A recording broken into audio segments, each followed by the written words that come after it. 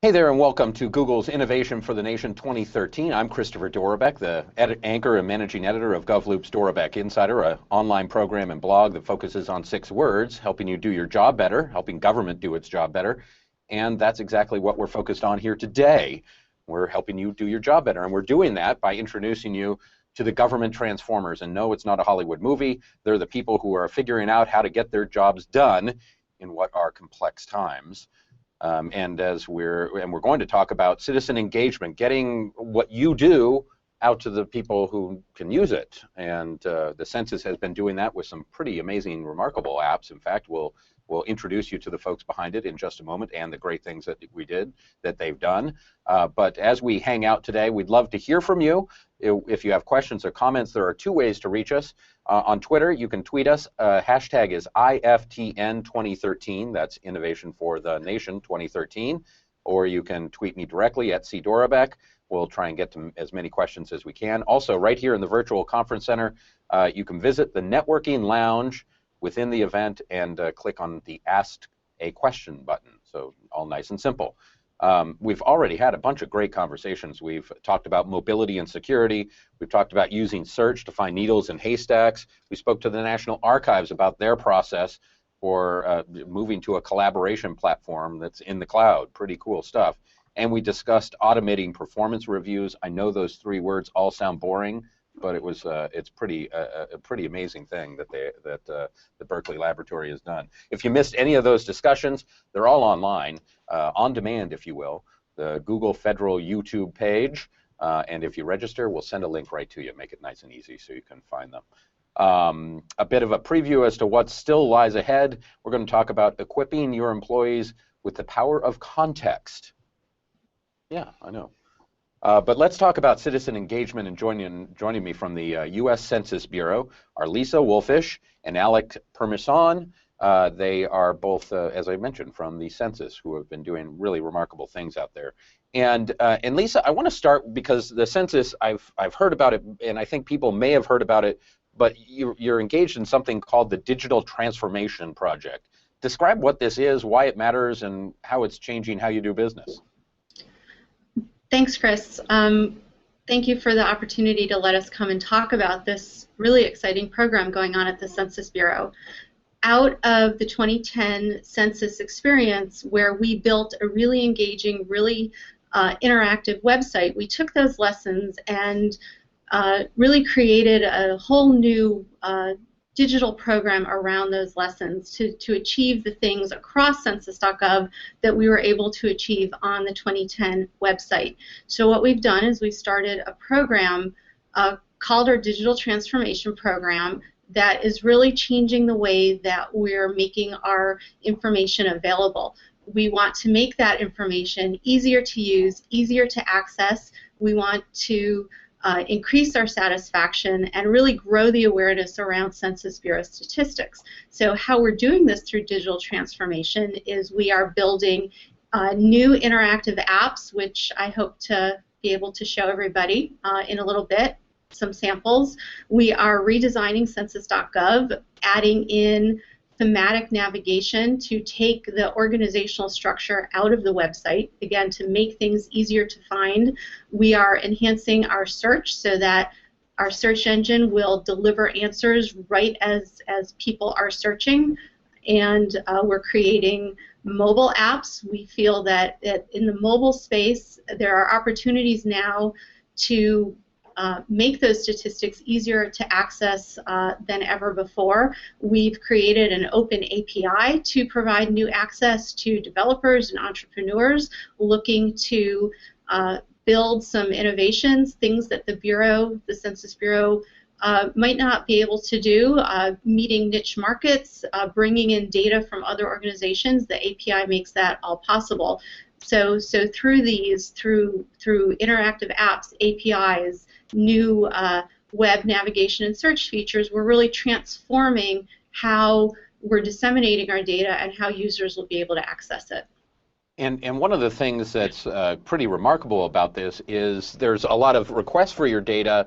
This is a really different way of government traditionally operating, where you're making data available to folks and they get to go and do with it as they want. So we are. So we're doing that in a number of ways. As I mentioned, through our API, we're seeing some really innovative apps getting built around the API. People doing some really interesting things with that data that's available. We're also building into our new interactive applications ways that users can download the data from the application and also embed the application right on their own websites.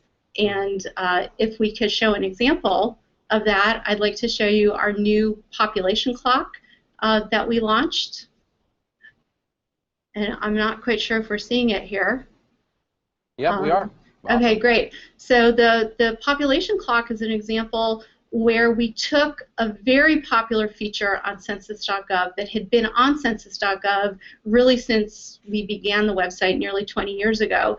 And what it did is it provided two numbers, the US and the world population. So we changed that into an interactive experience. You can see the odometer style presentation of those two populations. You can also see the components of change that feed into those numbers. You can also get population going back to, right now we have it back, daily populations back to 1980, where you can get the population. You can also see, you can download and share that information and embed those widgets right on your website through this mechanism. And what we're finding is about 4% of our traffic to this application is coming from embedded versions. And again, people can share this and use it in all sorts of different ways. Is there any pushback within Census saying, "Hold on, this isn't the way government operates"? No, we've fortunately not experienced that kind of pushback. I think That's awesome. people are really excited to get more data out there, to get it used in new ways. One of the remarkable parts about this project, and we want to bring Alec in here, but you're on the communication side, and Alec is over, he's one of those technical guys, and this is one of these situations where you two actually talk to each other, right? We do occasionally talk to each other, yeah. It's like dogs and cats living together, for goodness sakes. It is. So Lisa's talked about all the great stuff that we're working on. We're doing navigation and search and mobile apps and web apps and APIs. So for me, what that translates to is there's an awful lot of stuff to do. There's a lot of work to get done. And the challenge is, how do we get all those projects going, keep those projects going, and keep talking to each other? So Agile project management has really been what we've embraced to make that happen. So in the language of Agile, Lisa is a product owner. She tells us what we're going to build, what's acceptable, what the priorities are, all that kind of stuff. And then the challenge for my team is to actually build those pieces, develop them in sprints, which are short iterations, demo what we've got, get some feedback, make adjustments, that kind of thing. So by taking a more agile approach and getting away from some of the waterfall stuff, we're able to get feedback pretty fast and adjust accordingly. So that's probably why we can still do all these projects and still be working together after a couple of years.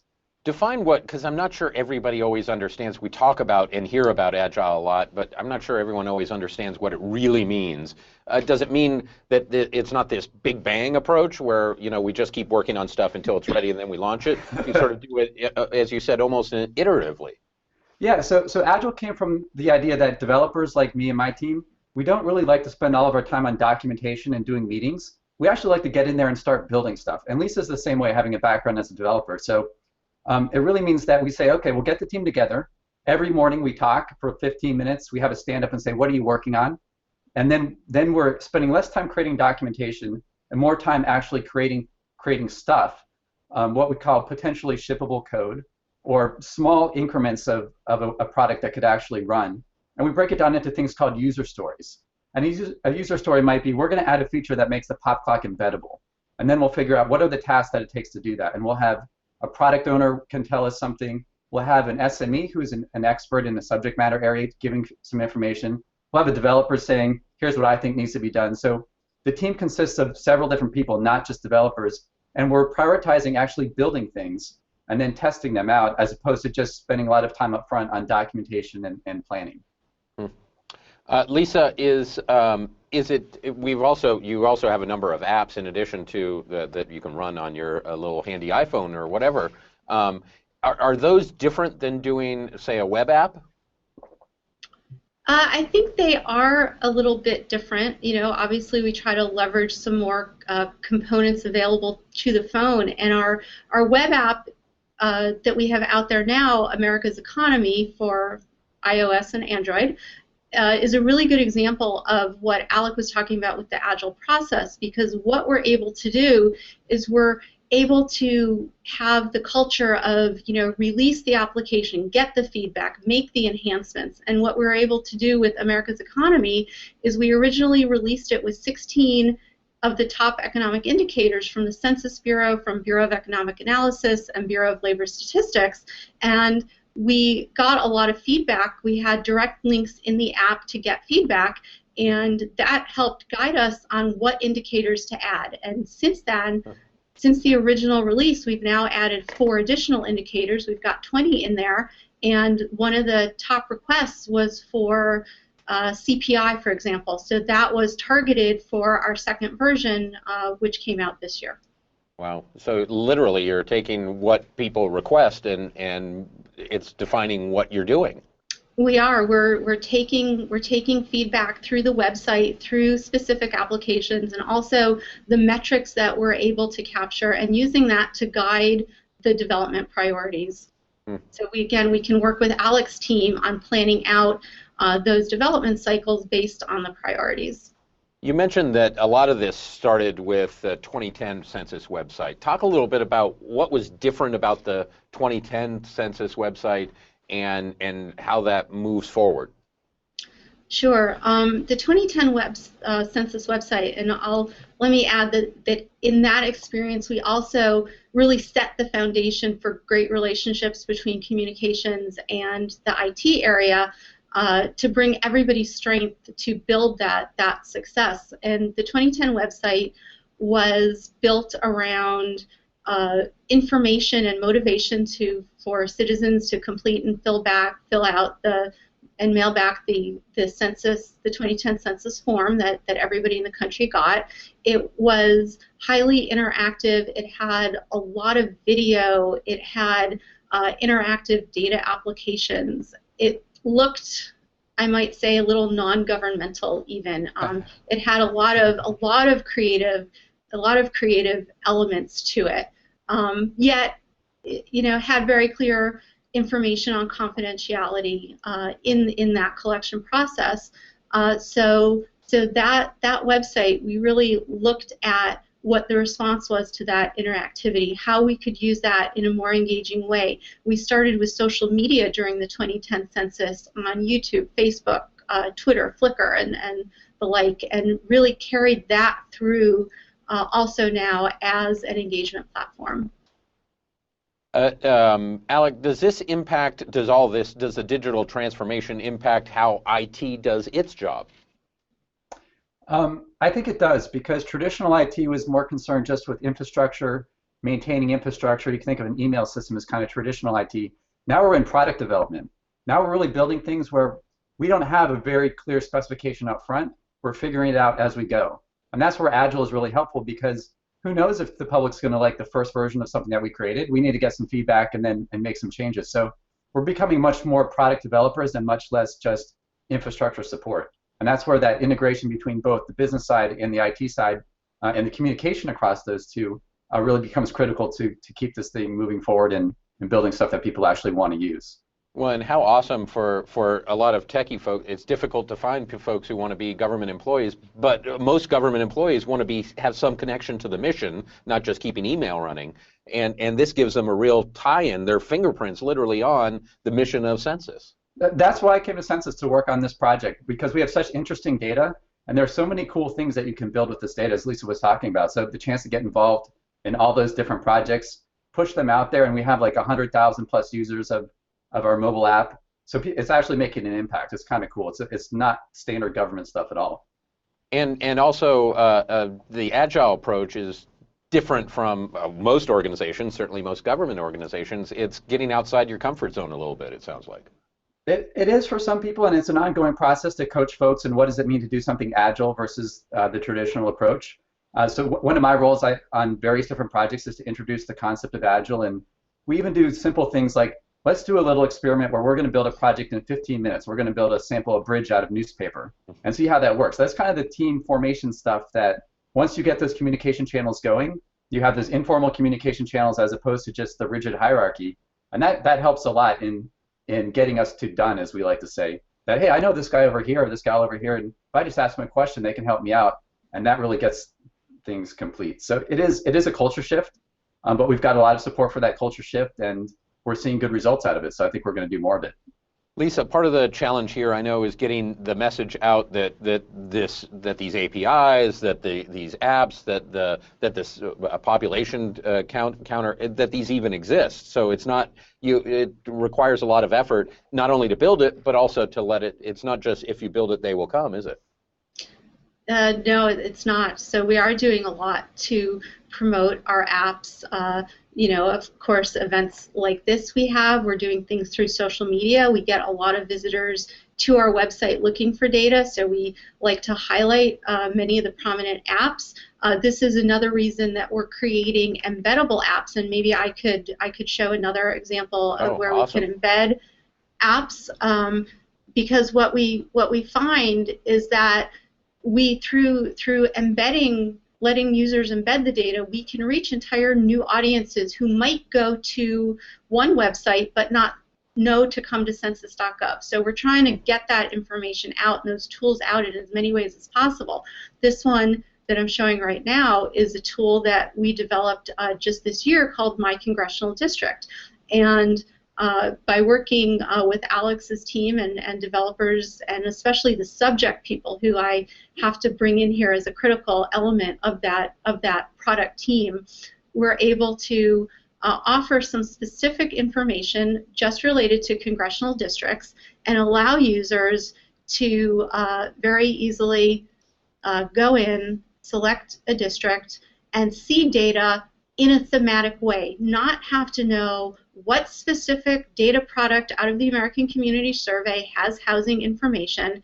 They can just very easily click across the thematic tabs, and then they can, again, download and share. And this is an example where you can tailor the data to share just your district. For example, you are a congressman and want to share out information on your district, or you're a community website and want to share it out.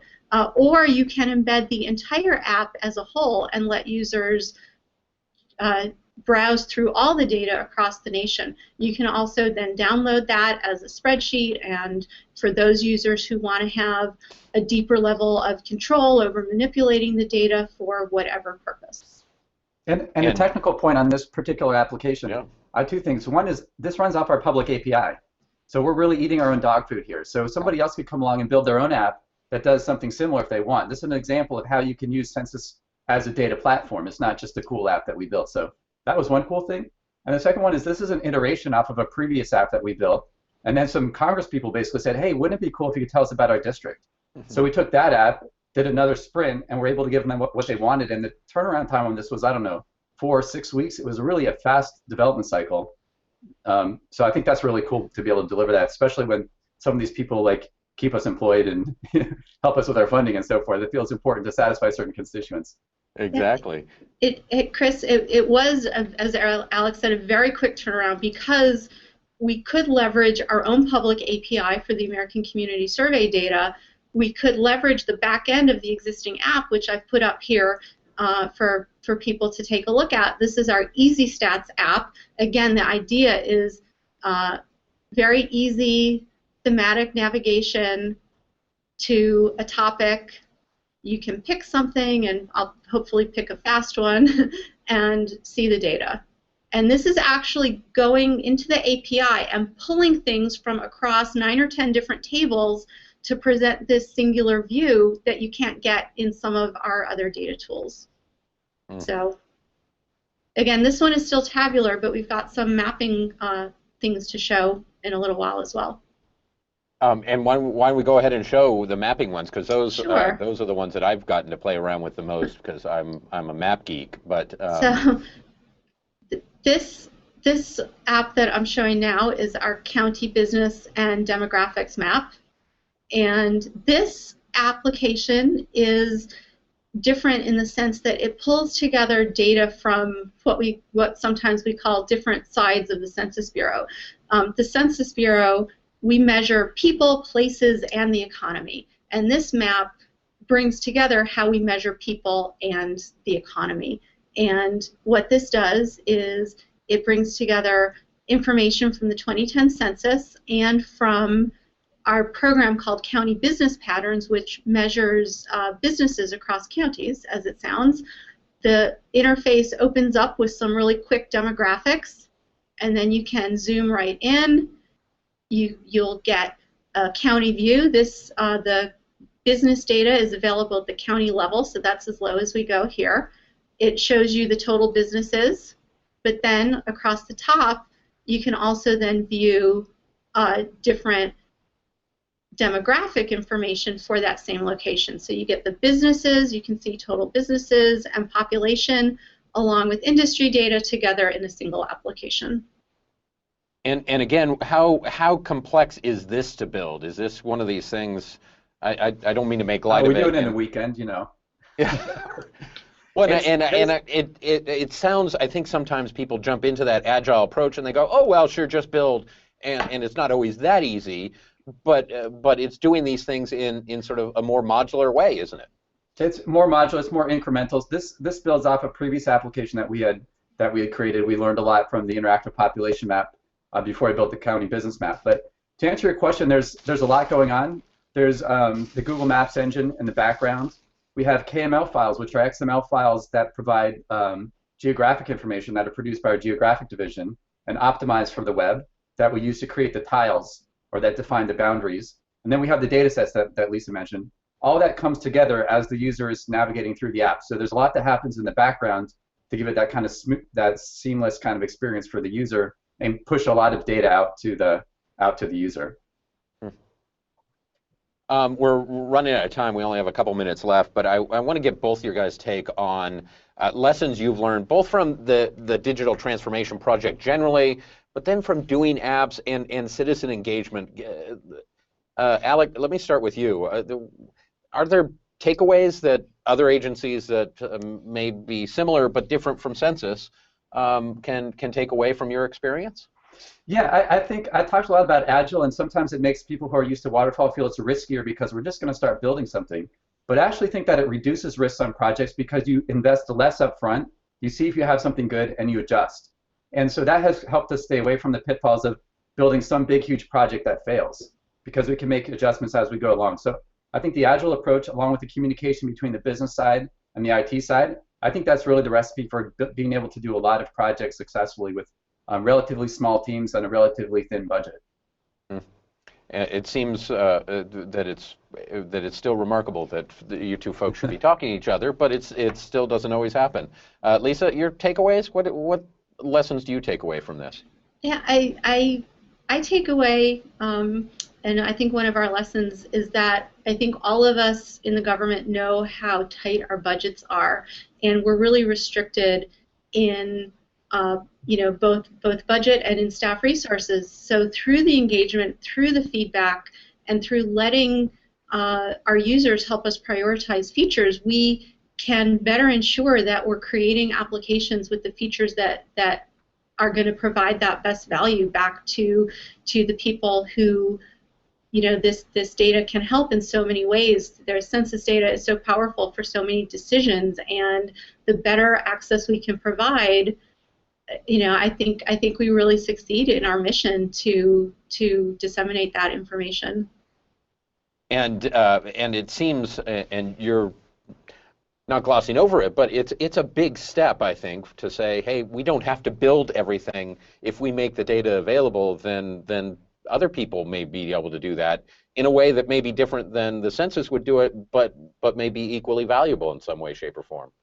Yeah, I think that's right. I think that's one of the lessons we're learning, and I would venture to guess that federal agencies as a whole are learning through their API programs that not only does our data become that much more powerful when available through an API, but it becomes that much more when users can pull data together from not only federal resources, but from other sources as well, to get that picture, to meet those needs that they want, to create pictures for economic development, to create pictures for emergency response. So many different uses that communities can reach in, pull the data out that they need for these purposes. Alec, it just has to, we've been talking technology all day and how you can use it to do amazing things, but what a great time to be somebody who works in this space and be able to, you can have such an incredible impact. You really can, and I think government, if there's a government 2.0, it's government as a data platform. We provide services traditionally, but now we have all this data and metadata and paradata about what we're doing, which is incredibly valuable to businesses all across the spectrum, from large financial firms to small businesses.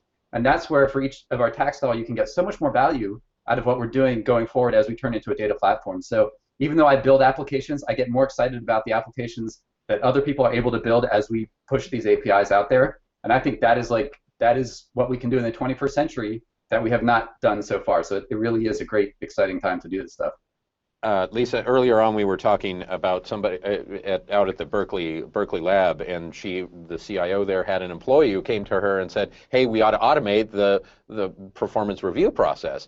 And you guys must get that too, where people say, frontline workers know all the data that they're working on, and they say, "Hey, we ought to get this out in different ways." Again, how hugely empowering to everybody in the organization. Yeah, it is, and we actually have a program at Census on improving efficiencies in how we operate and how we produce our information and how we run our programs. And many of those ideas have really come full circle in doing some of those things like you're mentioning, really taking that data, improving it, creating different products. The API came out of this program, for example. And we have a codeathon. So for the folks in the building who like to write code, whether they're experts or they're just kind of tinkering at home, we get together for a day and they have a chance to actually try and build something or participate in building something. So that creates a sense of ownership across the whole agency. And that creates a lot of channels of communication that don't exist. So everybody gets to help build something if they want to. And that is just, I don't know many places that actually let their employees once in a while do that. And that really has a cultural shift as well. So you get to actually not just have the idea, but try and build it too. And there's pizza and a lot of soda around. So yeah. We want to thank Lisa and Alec from Census. Awesome job, great work. Congratulations. Census has even we've profiled the apps on the Doorbak Insider. So thank you for doing the remarkable work you're doing. Just a reminder that if we didn't ask your question, in fact, I forgot to check and see if there were questions. No. Well, I included one in, but you get the point. If there's something that you didn't want to ask and you didn't get to it, or Lisa and Alec are going to be not hanging out, they're going to be chatting in our virtual conference center. If there's something I didn't ask, go ahead and ask it yourself. They'll be right there. And as well, this and all of our sessions will be available on demand on Google Federal's YouTube site. If you've registered, we'll send the link right to you, and you can go see this and all the presentations that we've had. One other reminder, there is a survey in the virtual conference center. Did you like this event? Did you like the moderator? You can sound off on all of it. The survey is right at the bottom of the page. Lisa, Alec, thanks so much for being part of this, and thanks for hanging out with me. But hang out with us. We still have more to come. We're going to talk about equipping your employees with the power of context. That is just ahead right here on Google's Innovation of the Nation. Thanks, guys.